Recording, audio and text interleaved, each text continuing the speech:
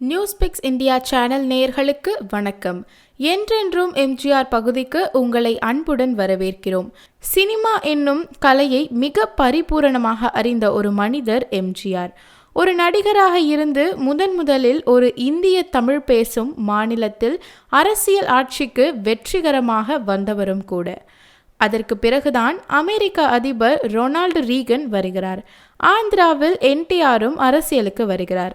எம்ஜிஆரின் மகிமையை பின்பற்றி அவர் எனது அண்ணன் என்று என்டிஆர் ஆந்திர பிரச்சார மேடைகளில் உற்சாகமாக முழங்கினார். அதைத் தொடர்ந்து வெற்றியும் பெற்றார். புரட்சி தலைவர் திமுகவில் இருந்து பிரிந்த நேரம் அல்லது கட்டாயமாக நீக்கப்பட்ட போது அவரது உலகம் சுற்றும் வாலிபன் திரைப்படம் தயாராகி கொண்டிருந்தது. அந்த திரைப்படத்தில் விஞ்ஞானி முருகனாகவும் அவரது தம்பி ராஜுவாகவும் இரு வேடத்தில் எம்ஜிஆர் நடித்திருந்தார். லதா உட்பட 2-3 கதாநாயகிகள். இடையே ஒரு ஜப்பானிய பெண்ணும் காதலியாக வந்து பச்சை கிளி முத்துச்சரம் என்று ஒரு அற்புதமான பாடலை பாடி நடித்திருப்பார்.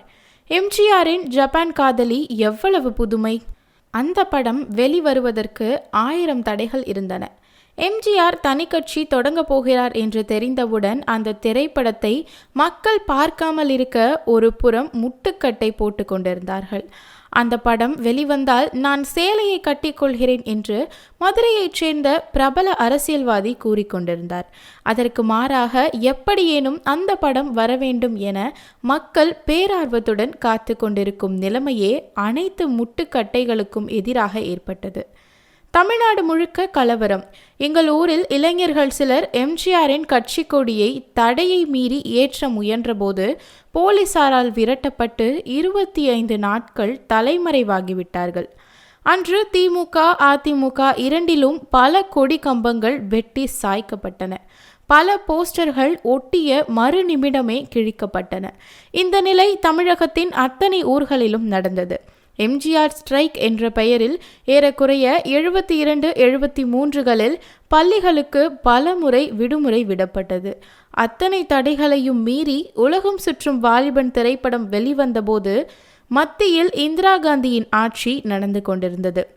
தியேட்டர்களில் மக்களின் வெள்ளம், திரையில் புத்தம்புது காட்சிகள், பல நாட்டு கலாச்சாரங்கள், மர்மங்கள், சண்டை காட்சிகள், வேடிக்கைகள், வினோதங்கள் என்று அந்த திரைப்படம் மாபெரும் வெற்றி பெற்றது. உலகம் சுற்றும் வாலிபன் வெளிவந்ததால் சேலையை கட்டிக்கொள்கிறேன் என்று சொன்ன மதுரை பிரமுகருக்கு நிறைய பேர் சேலைகளை அனுப்பி வைத்த கதையெல்லாம் நடந்தது. ஒரு திரைப்படம் என்ன செய்யும் என்று அக்காலத்தில் அரசியல் பூர்வமாகவும் சாதித்து காட்டியவர் புரட்சி தலைவர்.